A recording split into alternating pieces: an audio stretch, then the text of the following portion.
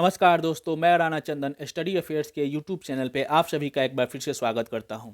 दोस्तों, बिहार स्पेशल के तहत जो वर्तमान में सीरीज इस चैनल पे चल रही है, उसमें अभी हम लोग प्राचीन बिहार के इतिहास के महत्वपूर्ण टॉपिक को कवर कर रहे हैं और उसी के तहत आज हम लोग मरणोत्तर बिहार से संबंधित महत्वपूर्ण 30 MCQ को सॉल्व करेंगे और फिर व्याख्या के माध्यम से इस पूरे टॉपिक के कॉन्सेप्ट को अच्छी तरह से समझने का भी प्रयास करेंगे। तो दोस्तों, आइए शुरू करते हैं आज के प्रश्न सीरीज की श्रृंखला और लेते हैं पहला प्रश्न। पहला प्रश्न है, मौर्य साम्राज्य के उपरांत मगध पर किस वंश का शासन स्थापित हुआ? ऑप्शन है आपके सामने, ए कण्व वंश, बी शुंग वंश, सी सातवाहन वंश, डी शक वंश।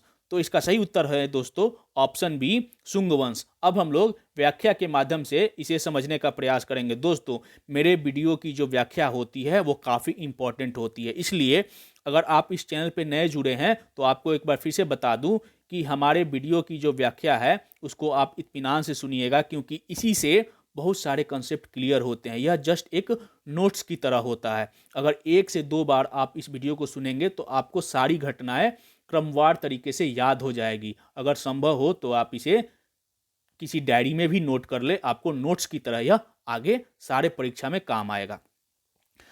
पुष्यमित्र शुंग मौर्य वंश के अंतिम राजा बृहदत्त का प्रधान सेनापति था। पिछले वीडियो में हम लोगों ने देखा कि मौर्य वंश से संबंधित कई सारे प्रश्न को हम लोगों ने सॉल्व किया था और उसमें हम लोगों ने पढ़ा भी था कि मौर्य वंश का अंतिम शासक बृहदत्त था। तो बृहदत्त का जो सेनापति था कौन था? पुष्यमित्र शुंग। पुष्यमित्र शुंग ने ही मौर्य वंश के अंतिम शासक यानी बृहदत्त की हत्या करके 185 ईसा पूर्व में शुंग राजवंश की स्थापना की। मगध में किस वंश की स्थापना की? शुंग वंश की। किसके बाद? तो मौर्य वंश की समाप्ति करके। शुंग वंश मगध पर स्थापित प्रथम ब्राह्मण वंश था और यह एक ब्राह्मण वंश था। जैसा कि हम लोगों ने पिछले वीडियो में पढ़ा कि जो मौर्य थे वो क्षत्रिय थे, अब यहाँ पे स्थापित होता है ब्राह्मण वंश।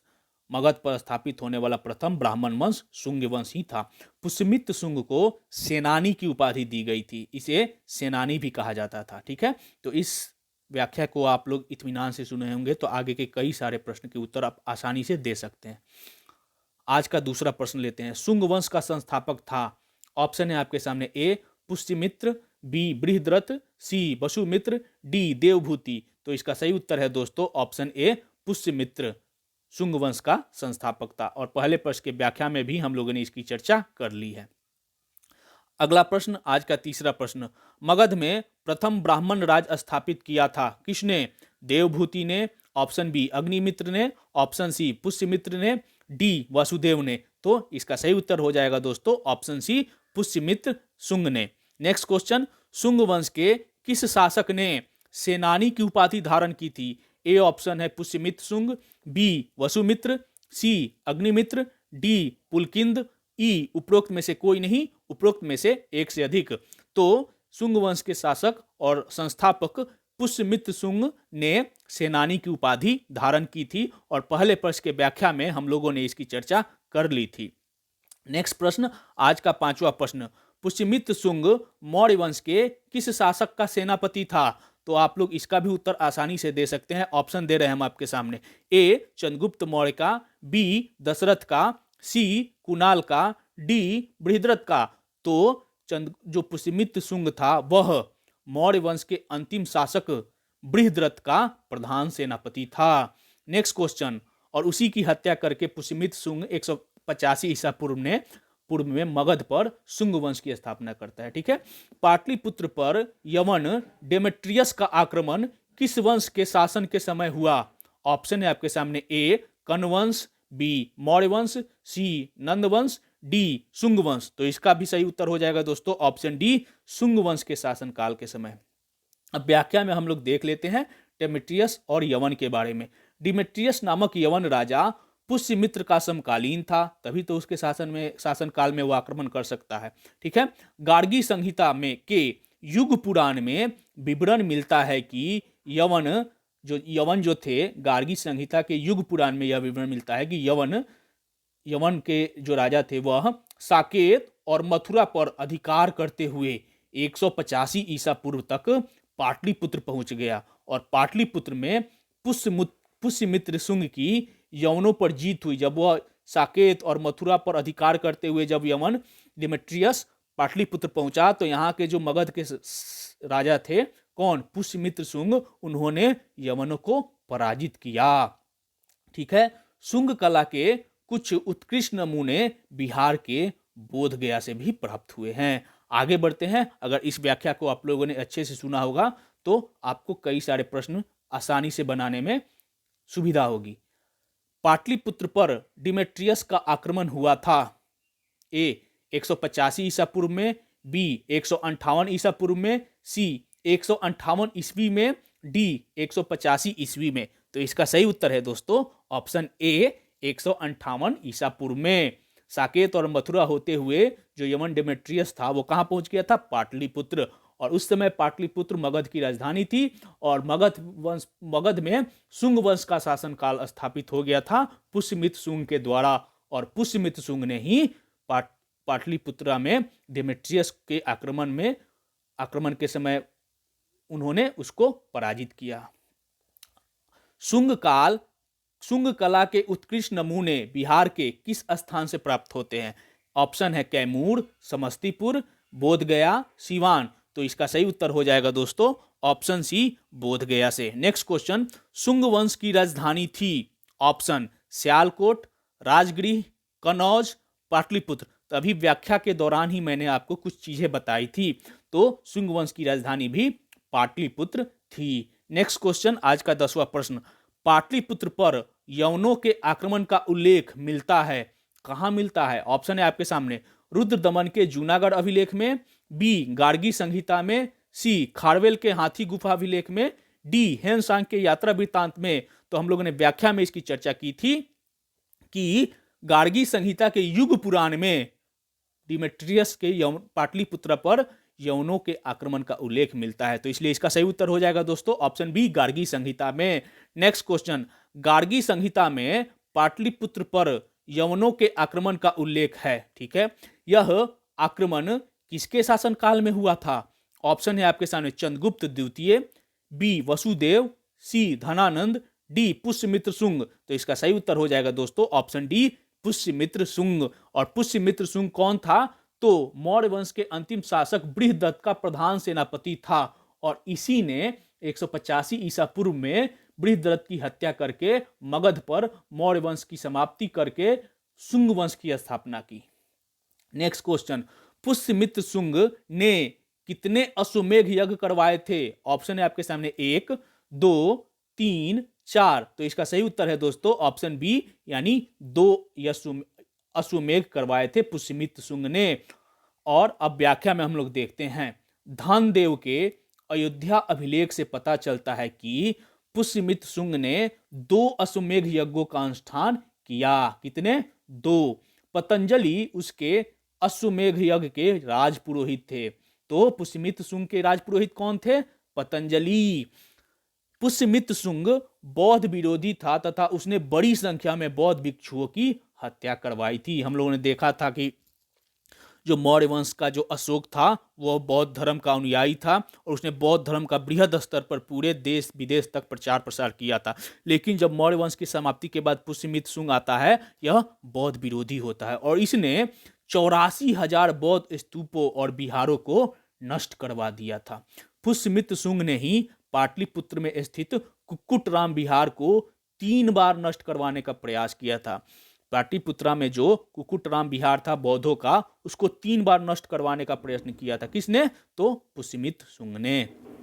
नेक्स्ट क्वेश्चन, अगर इस व्याख्या को आपने इत्मीनान से सुना होगा तो आगे के प्रश्न आपको काफी आसान लगेंगे और आसानी से आपके उसके उत्तर भी दे सकते हैं। नेक्स्ट क्वेश्चन हम लोग देख लेते हैं दोस्तों, पुष्यमित्र शुंग का पुरोहित था या राजपुरोहित? ऑप्शन है आपके सामने, विशाखदत्त, वसुदेव, अश्वघोष, पतंजलि। तो सही उत्तर है पतंजलि और इसी के द्वारा अश्वमेध यज्ञ करवाया गया था।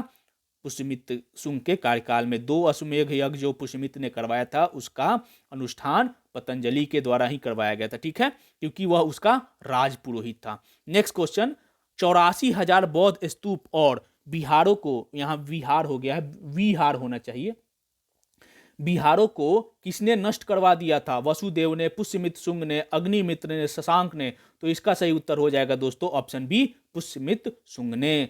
नेक्स्ट क्वेश्चन, 15वां प्रश्न, किस शुंग शासक ने पाटलिपुत्र में स्थित कुक्कुट राम विहार को 3 बार नष्ट करवाने का प्रयत्न किया? ऑप्शन है आपके सामने, वसु ज्येष्ठ ने, बी अग्निमित्र ने, सी पुष्यमित्र ने, डी देवभूति ने। तो हम लोग ने व्याख्या में देखा था कि पुष्यमित्र शुंग ने इस बिहार को 3 बार नष्ट करवाने का प्रयास किया था। नेक्स्ट क्वेश्चन, पुष्यमित्र शुंग के शासन काल में कलिंग के किस राजा ने मगध पर आक्रमण कर पुष्यमित्र शुंग को पराजित किया था? ऑप्शन है आपके सामने, ए कनिष्क, बी खारवेल, सी रुद्रदमन, डी हर्षवर्धन। तो इसका सही उत्तर हो जाएगा दोस्तों ऑप्शन बी यानी खारवेल। अब दोस्तों खारवेल ने पाटलिपुत्रा पर, मगध पर आक्रमण करके पुष्यमित्र शुंग के ही शासन काल में उसे पराजित किया था। आगे बढ़ते हैं, अगला प्रश्न लेते हैं। तो इसका उत्तर है खारवेल। अब हम लोग व्याख्या के माध्यम से देखते हैं। मौर्य वंश के अंतिम दिनों में कलिंग देश स्वतंत्र हो गया था। कलिंग के हाथी गुफा अभिलेख से ज्ञात होता है कि कलिंग का राजा जो था खारवेल, इसने मगध पर आक्रमण कर पुष्यमित्र शुंग को पराजित किया था। दोस्तों मौर्य काल के समय हम लोगों ने पढ़ा था और सुना भी था, वीडियो देखा भी था कि कई बार हम लोगों ने इसकी चर्चा भी की थी कि कलिंग युद्ध 261 ईसा पूर्व में हुआ था, जिसमें अशोक ने कलिंग पर आक्रमण करके कलिंग को मगध में साम्राज्य में मिला लिया था और उसकी 5वां प्रांत बनाया। किसको? कलिंग को, जिसकी राजधानी तोसली थी। और 261 ईसा पूर्व में कलिंग युद्ध हुआ था। अब पुष्यमित्र शुंग के शासन काल के आते ही शुंग वंश के काल में जो कलिंग था वो फिर से स्वतंत्र हो जाता है। उस प्रांत का जो एक राजा था खारवेल, इसने मगध पर आक्रमण करता है, पुष्यमित्र शुंग को पराजित करता है और फिर स्वतंत्र हो जाता है। कलिंग देश को फिर से स्वतंत्र कर लेता है। और इसकी जानकारी हमें कहां से मिलती है? तो कलिंग के राजा की जो कलिंग के हाथी गुफा अभिलेख से यह जानकारी हमें मिलती है। आगे बढ़ते हैं, अगला प्रश्न लेते हैं। कलिंग नरेश खारवेल ने कहां से कीमती उपहार प्राप्त किया था? ऑप्शन है आपके सामने, अंग एवं मगध से, विदेह एवं साके से, अंग एवं विदेह से, उपयुक्त में से कोई नहीं। तो इसका सही उत्तर हो जाएगा दोस्तों ऑप्शन ए, अंग और मगध से जो खारवेल है इसने आक्रमण के बाद कीमती उपहार भी प्राप्त किया था। नेक्स्ट क्वेश्चन, पुष्यमित्र शुंग के बाद मगध की गद्दी पर कौन बैठा? यहां पे ये गलत हो जाएगा दोस्तों, ऑप्शन पुष्यमित्र शुंग नहीं होगा। ऑप्शन है आपके सामने, वसुमित्र, अग्निमित्र, पुलकिंद, उपरोक्त में से कोई नहीं, उपरोक्त में से एक से अधिक। तो इसका सही उत्तर है दोस्तों ऑप्शन सी यानी अग्निमित्र। व्याख्या में हम लोग देख लेते हैं, अग्निमित्र के बारे में हम लोग चर्चा करते हैं। पुष्यमित्र शुंग की मृत्यु 148 ईसा पूर्व में हो गई। 185 ईसा पूर्व में वो गद्दी पर बैठता है और 148 ईसा पूर्व में इसकी मृत्यु हो जाती है। और मृत्यु के बाद उसका जो पुत्र है अग्निमित्र, वह शुंग वंश का राजा बनता है, मगध का राजा बनता है। उसने 8 वर्षों तक शासन किया, यानी 48 में बैठता है और 140 ईसा पूर्व तक वह शासन करता है। पुष्यमित्र शुंग के राजत्व काल में ही अग्निमित्र जो था वह विदिशा का गोप्ता मतलब उपराजा होता है, विदिशा का उपराज्यपाल कहिए या उपराजा कहिए, वह था। विदिशा का महत्व इस समय और बढ़ गया। बाद में विदिशा को राजधानी भी बना गई मगध की। एक महत्वपूर्ण पॉइंट अग्निमित्र से दोस्तों, कालिदास, आपने बार बार सुना होगा कि मालविकाग्निमित्रम की रचना किसकी रचना है? तो कालिदास की एक सबसे महत्वपूर्ण नाटक है जिसका नाम है मालविकाग्निमित्रम।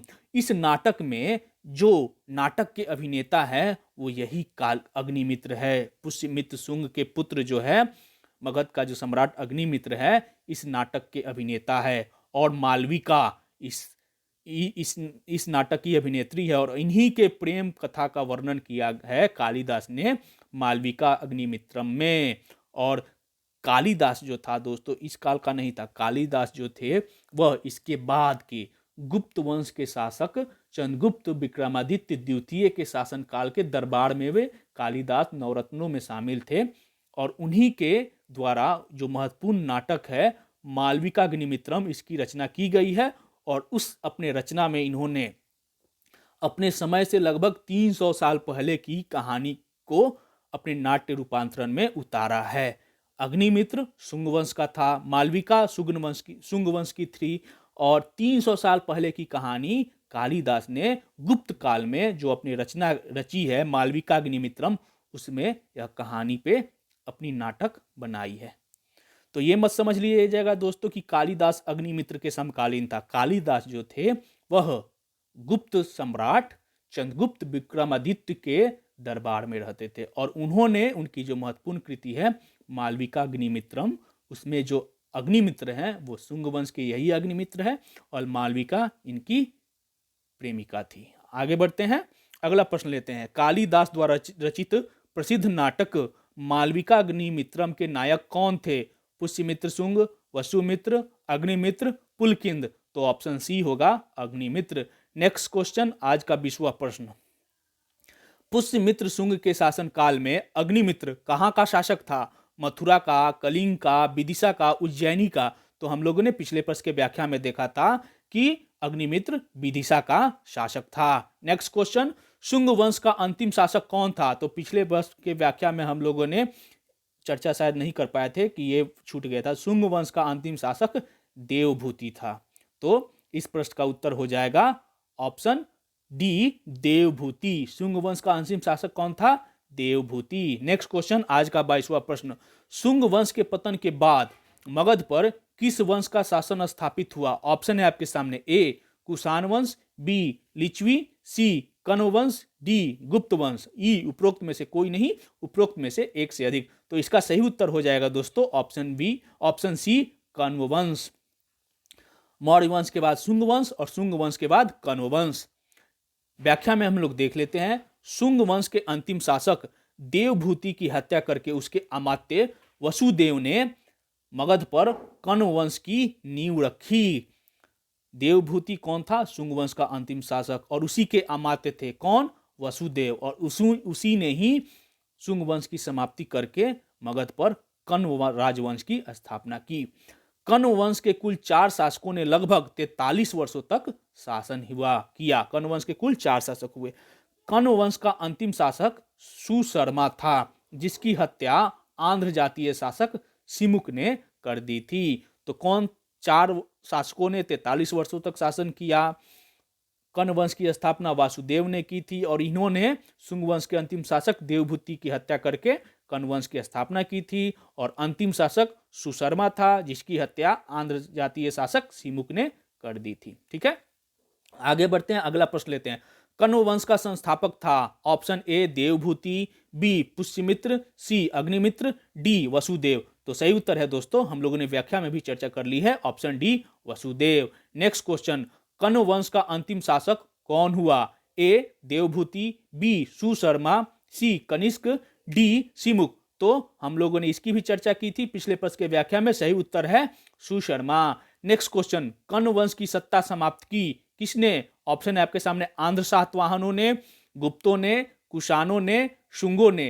तो आंध्र सातवाहनों ने इस वंश के अंतिम शासक सुशर्मा की हत्या करके कण्व वंश की समाप्ति की। ठीक है, नेक्स्ट क्वेश्चन, आज का 26वां प्रश्न। कनिष्क ने पाटलिपुत्र के किस बौद्ध विद्वान को अपने दरबार में प्रश्रय दिया था? ऑप्शन है आपके सामने, मथर, बी वसुमित्र, सी पास, डी अश्वघोष। तो इसका सही उत्तर हो जाएगा बौद्ध विद्वान अश्वघोष को कनिष्क ने अपने दरबार में प्रश्रय दिया था। व्याख्या में हम लोग देख लेते हैं।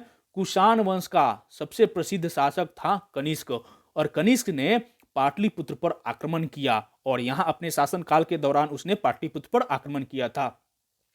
और यहां आक्रमण के दौरान यहां के प्रसिद्ध विद्वान अश्वघोष बुद्ध के भिक्षा पात्र तथा एक अद्भुत मुर्गा अपने साथ ले गए। कनिष्क जो था वो बौद्ध धर्म का अनुयायी था। अशोक की तरह यह भी, जो कुषाण शासक कनिष्क था, यह बौद्ध धर्म का बहुत बड़ा अनुयायी था। तो इसने बुद्ध के भिक्षा पात्र भी ले गए, एक मुर्गा साथ में अद्भुत मुर्गा भी ले गए, और जो बौद्ध विद्वान थे अश्वघोष, पाटलिपुत्रा के ही थे अश्वघोष, उनको भी इन्होंने अपने साथ ले गया।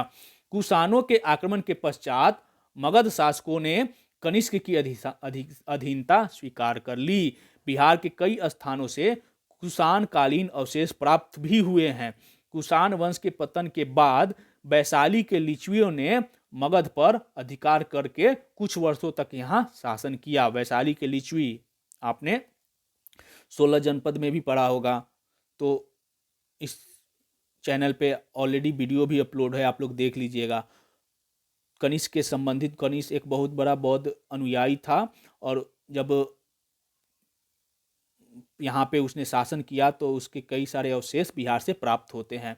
और जब कुषाण वंश का पतन होता है तो इस क्षेत्र पर, बिहार वाले क्षेत्र पर लिच्छवियों ने मगध पर अधिकार कर लिया था और कुछ वर्षों तक शासन किया, जब तक कि गुप्त वंश का उदय नहीं हो जाता है। ठीक है, नेक्स्ट क्वेश्चन, कनिष्क ने पाटलिपुत्र से निम्न में से कौन सी सामग्री अपने साथ हर्जाने के रूप में ले गए थे? ऑप्शन है आपके सामने, ए पाटलिपुत्र में प्रसिद्ध बौद्ध विद्वान अश्वघोष, पाटलिपुत्र के, यहाँ पे हो जाएगा गलती से में हो गया, पाटलिपुत्र के प्रसिद्ध विद्वान अश्वघोष, बी बुद्ध का भिक्षा पात्र, सी एक अद्भुत मुर्गा, डी उपरोक्त सभी, ई उपरोक्त में से कोई नहीं। तो इसका सही उत्तर हो जाएगा दोस्तों ऑप्शन डी उपरोक्त सभी, यानी पाटलिपुत्र के प्रसिद्ध विद्वान अश्वघोष, ऑप्शन बी बुद्ध का भिक्षा पात्र और ऑप्शन सी एक अद्भुत मुर्गा। इन तीनों को साथ लेके गए थे कनिष्क।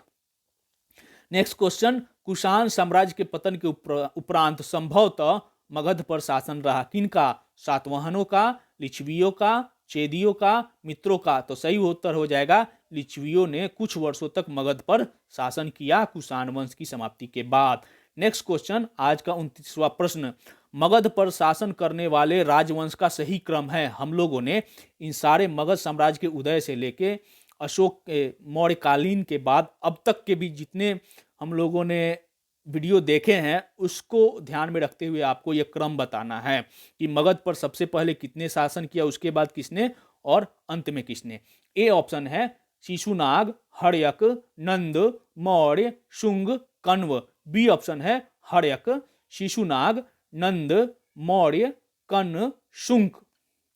सी ऑप्शन है हर्यक वंश, शिशुनाग वंश, नंद वंश, मौर्य वंश, शुंग वंश, कण्व वंश। डी ऑप्शन है कण्व वंश, हर्यक वंश, शिशुनाग वंश, नंद वंश, मौर्य वंश, शुंग वंश। तो दोस्तों अगर आपको सारी वीडियो हमारी याद होगी तो आप आसानी से इसका उत्तर दे सकते हैं कि हर्यक वंश के बाद आता है, हर्यक वंश के बाद शिशुनाग वंश, शिशुनाग वंश के बाद नंद वंश, नंद वंश के बाद मौर्य वंश, मौर्य वंश के बाद शुंग वंश और शुंग वंश के बाद कण्व वंश। और इसका सही उत्तर हो जाएगा सी। मगध पर किस किस शासकों ने शासन किया? तो सबसे पहले हर्यक, उसके बाद शिशुनाग, उसके बाद नंद, उसके बाद मौर्य, उसके बाद शुंग और अब लास्ट में कण्व।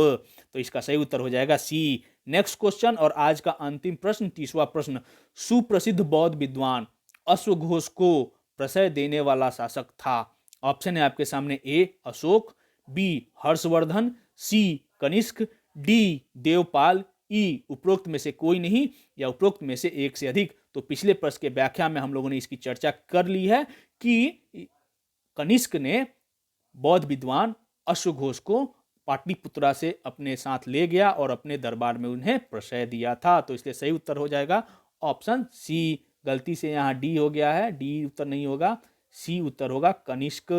ठीक है, तो आज के लिए दोस्तों इतना ही।